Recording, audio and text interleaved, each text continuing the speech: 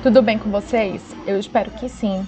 Hoje daremos início aí à unidade 1 da nossa apostila de número 4, gente. Alguns de vocês até comentaram comigo nas últimas aulas que queriam logo que começasse essa utilização da nova apostila, né?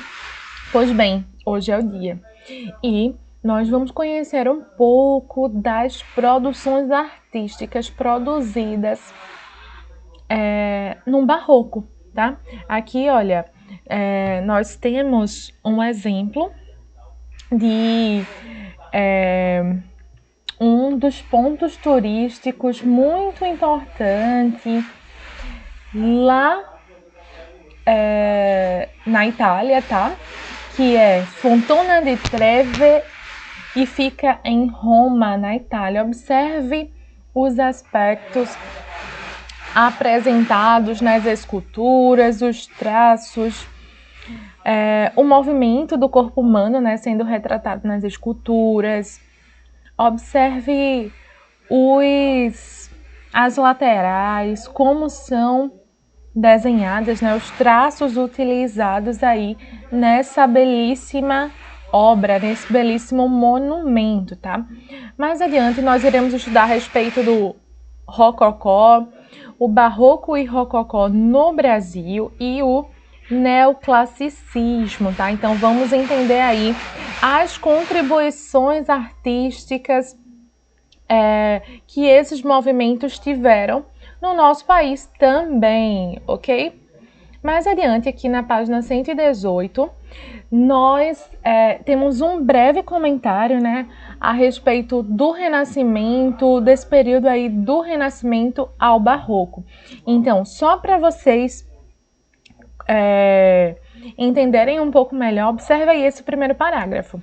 O ser humano pré-histórico registrava nas paredes das cavernas e em objetos tridimensionais, como pedras, imagens do mundo ao seu redor. Então, desde o 6º ano, quando vocês começam a estudar a história da arte, né, vocês começam a ver a arte sendo representada nas cavernas com a pintura rupestre. E aquilo ali mostra características da atualidade daquele tempo. Ou seja, existem registros, tá, que comprovam a forma que aquelas pessoas viviam. Viviam da pesca, viviam da agricultura, viviam da caça, e tudo isso era representado nas paredes das cavernas, tá? Então, durante séculos, a relação do homem com o mundo foi comunicada por meio da arte. E as transformações sociais e culturais, políticas, digamos assim, vão se adaptando às novas eras, às novas formas de representações artísticas, tá? De acordo com o atual, de acordo com o novo. Então, é o que nós vemos aqui, olha. Eu até destaquei para vocês essas obras de Aleijadinho, mestre da arte barroca, e de Michelangelo, tá? Mestre da escultura no Renascimento. Então, vocês podem observar aí, olha, as características, as expressões humanas apresentadas nessas esculturas. Observa aí. Aleijadinho. Essa obra tem por título Passo da Subida ao Calvário, tá? Essa obra está na Basílica do Bom Jesus, em Minas Gerais. E temos aqui ao lado Michelangelo, que é uma escultura em mármore e está na Itália. Observem aí os traços principais dessa arquitetura, tá? Então, olha, mesmo que apresentem a mesma temática, essas duas obras têm características diferentes de acordo com o estilo de cada época, ou seja, as obras artísticas, elas são construídas, elas são produzidas de acordo com a época em que foi feita. Por exemplo, se você pegar uma escultura produzida em 2020 e comparar com uma escultura produzida por volta de 1800. Então, você vai conseguir encontrar aí, olha, resquícios, você vai conseguir encontrar características específicas do momento em que aquela obra foi criada, o que acontecia na sociedade, como a sociedade atribuía importância a alguns aspectos culturais, tá? Que são relevantes, tá? Que as pessoas, os artistas, fazem questão de inserir esses elementos nas suas obras, certo? Então, olha, essas mudanças nas diversas manifestações artísticas ao longo da história não aconteceram do dia para a noite, é claro, né? Então, mas foram processos criativos que contribuíram com novas visões e novas formas de se expressar, tá? Essa mesma situação aconteceu lá no Renascimento, que se trata de um movimento artístico que teve início por volta de 1300. Do mesmo modo que aconteceu lá no período da arte gótica, tá?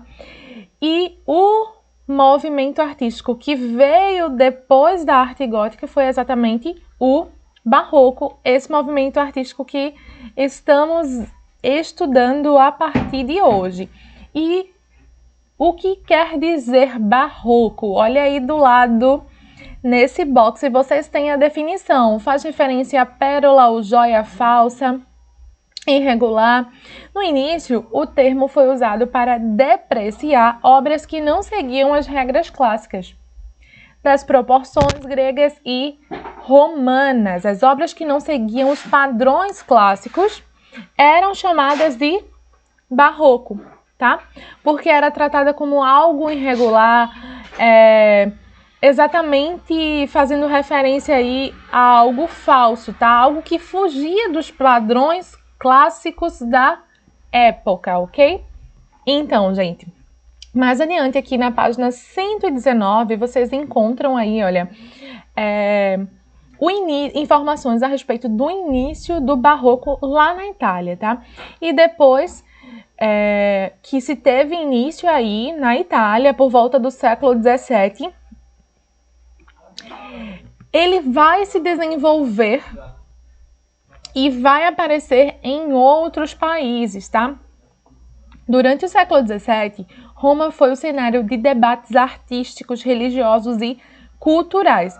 E foi exatamente nesse ambiente, tá, foi exatamente esse ambiente que tornou-se referência na divulgação e na formulação da linguagem barroca, tanto na literatura como nas artes visuais, na música, na arquitetura e na escultura. Se vocês ainda não ouviram falar a respeito do barroco na literatura, lá na disciplina de língua portuguesa, vocês ainda vão estudar, tá? E uma das características mais importantes da arte barroca, como vocês podem ver aqui, olha, nessa biblioteca do monastério de Arno, que fica lá na Áustria. A arte barroca explorou as curvas, o contraste de claro e escuro, como vocês podem ver aqui, olha. Esse contraste chama a atenção da utilização das cores, entendeu? Do claro e escuro, no piso, nos vitrais, nas paredes. Se vocês observarem, vocês vão conseguir perceber, tá? As colunas retorcidas, que exaltam o sentimento e a emoção. Essas características refletiram a religiosidade da época, auxiliando no período conhecido como Contra-Reforma Católica na arte. Então, olha, esse movimento aí, olha, esse período da Contra-Reforma, vocês encontram informações lá na disciplina de História, que vai falar aí sobre o movimento da Igreja Católica contra a Reforma Protestante de Martinho Lutero, que foi exatamente nos anos de 1500, tá? Então, olha, informações a respeito à Contra-Reforma vocês vão encontrar lá na disciplina de História com a professora Maressa, ok, gente? Bom, a partir de agora, vocês vão fazer a leitura aí a respeito da pintura barroca. É importante que vocês façam a leitura desse tópico e analisem aqui, olha, as informações da página 120 com o raio-x da obra, porque nós iremos comentar em nossa aula à tarde pelo Meet, tá, gente? Tchau, tchau, até a próxima aula. Façam a atividade que eu indiquei lá na apostila, tá? Página 124. Até a próxima aula, gente!